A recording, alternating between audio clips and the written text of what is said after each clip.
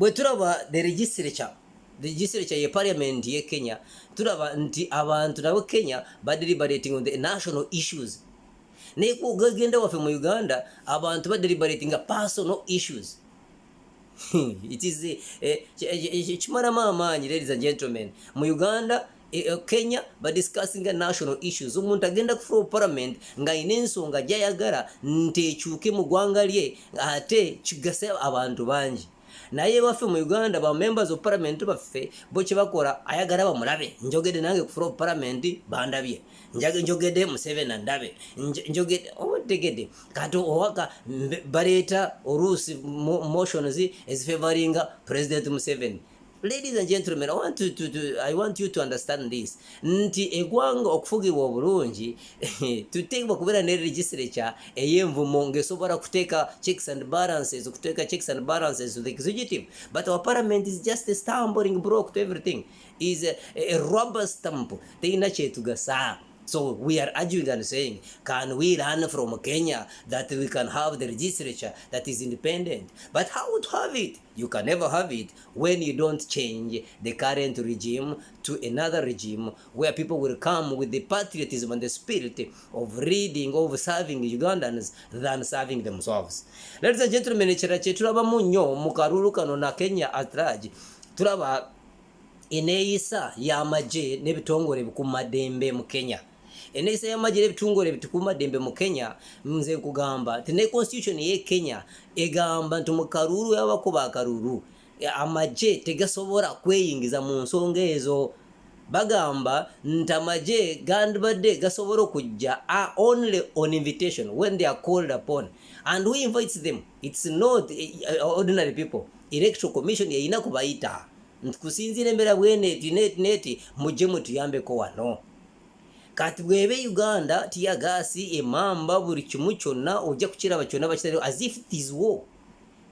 Ladies and gentlemen, twagala tulabe Uganda akalulu k'abantu bwe babazukka mu mirembe ne bagenda ne bakuba akalulu kaabwe nga teri poliisi nga teri magye nga abantu benoonyeza nga ba polling agency ba polling station whatever ne bagenda ne bayamba polling assistance ne bakubisa abantu akalulu ne bakakuba mu bulungi mu mazima n'obwenkanya ne banoonya mukulembeze waabwe nga Kenya gwekoze ne bafuna omukulembeze mu ggwanga lyaffe Uganda. Nkugamba nti ladies and gentlemen, ebyo byonna byenkugamba ko bisoboka mu ggwanga lyaffe. Nafu kusanga amagye gabeere mu barracks mu kuba akalulu kamwe tetubeetaaga. Emamba zammwe mutandike muzirike munanga tetuzeetaaga mwazigwa Moses bikyagala mutegeeremu abanamagye abalaba video eno nti emamba zammwe ezo twazibagulira nti mu defending eggwanga lyaffe. Nete twazigula nti mu protecting one person or a simple section of a small section of people abataleeta kyuka mu ggwanga lyaffe. Tugamba magye mmwe muve mu kalulu kaffe, abapoliisi benanga muve mu kalulu kaffe. Ekyo tukyetaaga mu ggwanga lyaffe, abantu basobola okuva mu mayumba gaabwe bagende bakuba akalulu mu mirembe mu mazima n'obwenkanya ate banoonye n'omukulembeze gwe baagala. Nze kama kagamba bagamba kunge bagamba nti kisoboka mu previous elections obululu bwe twasookerako ng'obwasiiye wali kuba mwami Rwomushana abamiri amatembe bayiri akategaya awo bonna abantu be babalonda. Nze nkiddamu ate nkinyonyola because we used to sing it for them. Twadde tubayimbira nga tubaagala ne tubayimbira n'obuyimba kategaya niwe masiko katika you're singing to a leader. Abantu bonna nga bavuddeyo ngugwe baagala bamuyimbire nyimba bagenda nga balaalenga in a peaceful way. Akalulako n'akalabako nze Anatoli n'akalabo nga nkyali muto nga bakategaya banoonya akalulu abantu ne banoonya omukulembeze gwe baagala nga obubbi nga tebunajja ne twenjoyinga rallies abantu ne babuuza ebibuuzo open air campaigns abantu abeesimbyeko bonna ne bajja kati ne bakola laale open air campaigns buli omu n'awaayo byasaanidde byayagala ng'abantu bamukolere ne tuweereza emikono ne tubuuza ebibuuzo gwogenda tukolera ki ne tuparticipating mu kalulu ate ne tukakuuma ne tukakuba ntunoonya abakulembeze baffe naye ebintu byonna byonoonese. Ladies and gentlemen, and now time for change is now. The time for change is now, and you and I must rise up to the occasion to make sure that we participate in the change that we want to see. Ladies and gentlemen, nga tuvudde Kenya ko katono ne tudda mu Uganda. Katabana nkyuka mwabagala nkyuka nange njagala tulina kukola ki? First and foremost nkugambye toyina kyosobola kukola mu regime egi nga Museveni akyaliko. Remember ayina emyaka 36 y'obukulembeze mu ggwanga ali kumpa okunsinga emyaka gyemaze mu nsi wano ng'akulembera. Ladies and gentlemen, kye tugenda kukola niki? Bintu bisatu byengenda kubaweereza kati nze mu ndowooza yange ebisobola okujjako nakyemalira His Excellency Yoweri Kaguta Museveni. Bintu bisatu. Ekisookerwako, ladies and gentlemen, bakiyita death. Mu Luganda bakiyita orumbe, mu Runyankore bakiyita orufu. So President Museveni kati watuuse ekintu ekisobola kumujja ku ntebe rumbe. Asobola kulwala ave ku ntebe afe, oba asobola kufuna butandu ng'abantu abalala, because he's also not immortal. Basobola mukuwa amasasi gakole ng'ensobi n'abantu banamagye banne. Anything can take his life. So but njagala nkibanyonyoleko, ladies and gentlemen, mwabayagala enkyukakyuka. Museveni ne bwafa kati Uganda eyinza obutafuna enkyukakyuka ze twagala. Lwaki? Because bwafa kati Museveniism can stay. Just like here constitution and constitutionalism. The constitution can be there, but when there is no constitutionalism, then the constitution becomes useless. Like it is in Uganda. So even if we removed Museveni from the governance of this country, but we fail to remove the Musevenism, still it will not work. So this factor that I'm raising of death in Orumbe or Sobora nga Museveni afudde asobora kufa na ate nga Musevenism meremereko ngetawanya. So eyo ensonga emuje nsobola okugamba mwabagala enkyukakyuka nange ngajagala singa kibaawo naafa kati awo Museveni asobola kuva ku ntebe. Ensonga ey'okubiri esobola kujja Museveni gwe muyita nakyemalira ati indeed he is, because lwakuba obululu bubeera mu Uganda tumumanyi, ruba lutalo ruba amasasi kuba okusiba abantu. Kenya tetulabye omuntu yenna lumukomera. Ekomera they are supposed to be for criminals, si bantu abavuddeyo okuparticipate mu kunoonya abakulembeze babbwe. So kyengamba ekyo kisobola kujja ku Museveni, ladies and gentlemen, bakiyita external aggression. External aggression comes in when like ng'abaana basibidde bwereere abali kitadya mu by'obululu ba participating ne bagera boddo oluvuganya ne babakwata emisango teriyo basigirinya obugabe bwabwe mubulaba nange nawe ne bwoba tewasoma yali kino bokiraba n'empumukama barebe kiraba nti sigirinya ne Muhammad, yes bayinza kuba bayina emisango, but why don't they be brought to court? Lwaki tebabaleta mu court really? Oba y'emisango erwa tukiraba twenna, these are trumped up charges tuziraba. Kati n'ebikolobero byakola human rights torture bakakwenza baki singa kati tuvaayo fenna ne tugamba no enough is enough, bino nebinaka n'amawanga amalala gasobola okujja gatukuyambeko oba gagambe ngu ya stopping a dictator. Kati kino kyabaako mu kimumanyi ekyaba Libya ne external aggression, external the American and other strong superpower countries ne bajja Libya ne bajja kona kyemalira Libya neterera oba yatero bateyaterera naye bamujjako. Naye singa njikuletera ng'ensonga esobola kujjako Museveni ku bukulembeze lwakubalemeddeko, ontegedde situandibadde twagala nti aveeko by force, naye omuntu bwalemerako munakola ki? So nkuwa ebintu bisatu oba bina ebigeza ebisobola okuleeta okujjako President Museveni ku ntebe. But chinkugamba ng'omuntu ng'ali mu Uganda munno omuntu naye asobola okuyambako okufuna enkyukakyuka nga naawe ojagadde. So sigamba nti eno nsonga naye mugitwale nga nkulu nnyo lwakuba ffe bennyini abagala change, we can force the change by ourselves.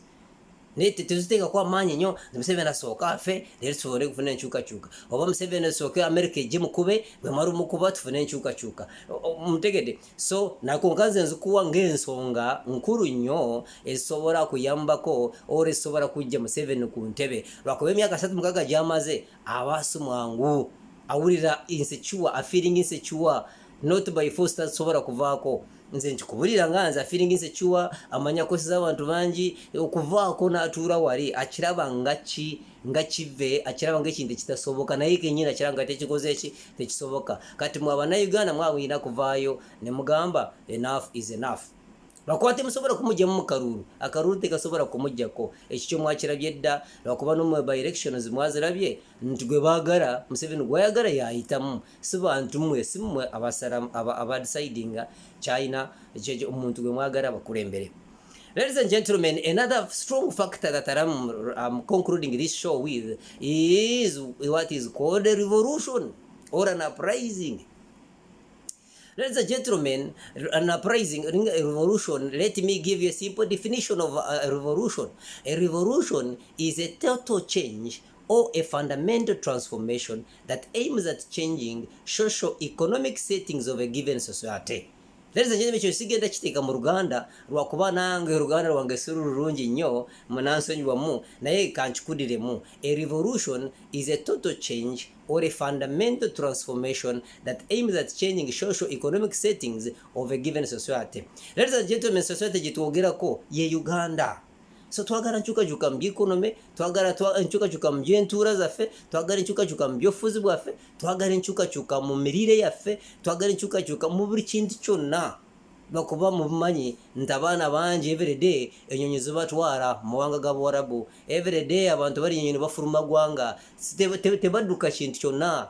There is nothing that should make them run away from their country if there was peace in their country, if there was just peace and justice in their country. Tebandi badi nga bavaayo nga bagenda okubonabonera mawanga ge bagenda okwewangwangusa.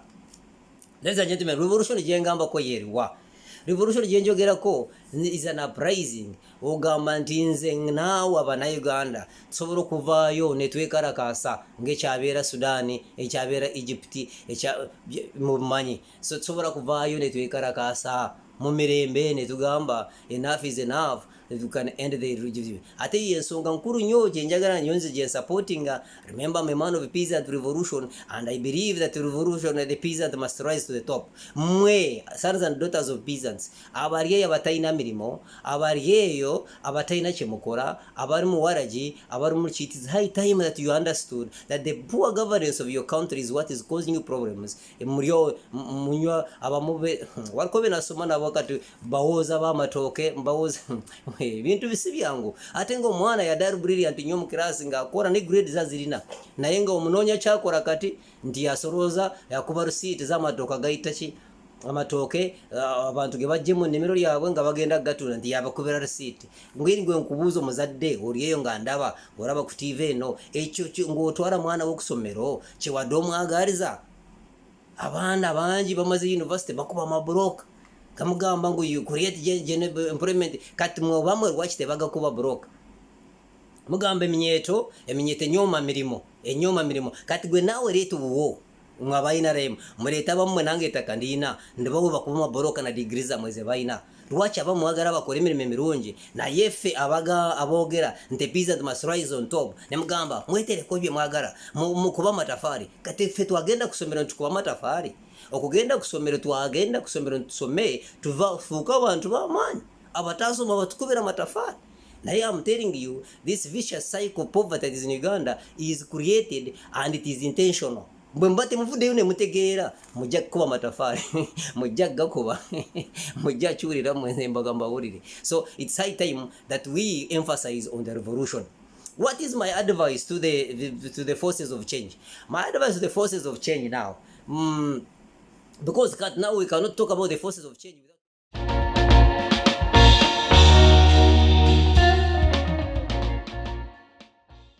about His Excellency Bobi Wine.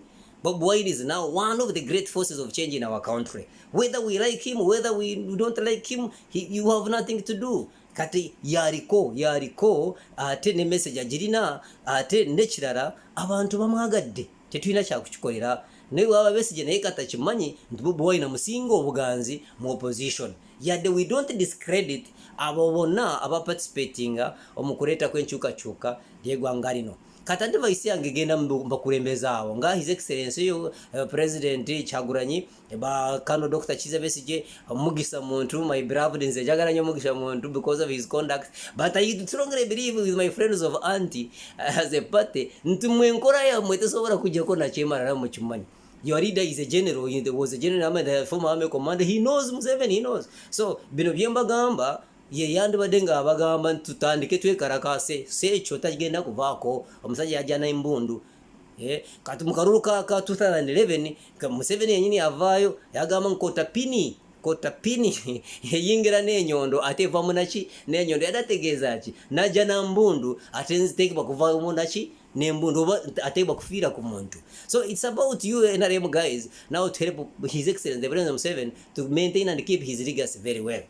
So my dear President, or the leader of opposition and the other people, message Jembawa kata magezi nze gempadde gembawa gugamba ntusanze the only option yetwina is the revolution, is an uprising to come and stand to the occasion and raise our voices and say enough is enough. His Excellency Yoweri Museveni. But then now we need leadership. The revolution needs leadership. The revolution needs leadership. Kambo chokulabirako. When Napoleon was coming to lead France, he came with a slogan called LEF. LEF means liberty, equality and fraternity. Can so mwe architects wa revolution muture wansi oba nafe mutukubira obusubu tujje bwakuba mutunyoma naye amagezi tuyinamu se mutukubire tujje. We design a revolutionary message. The revolutionary message ngemu esobola kuba Western region, esobola kuba Central region, esobola kuba Northern region n'ebitundu byonna mu ggwanga nga tujogera abantu bonna bakwatwako.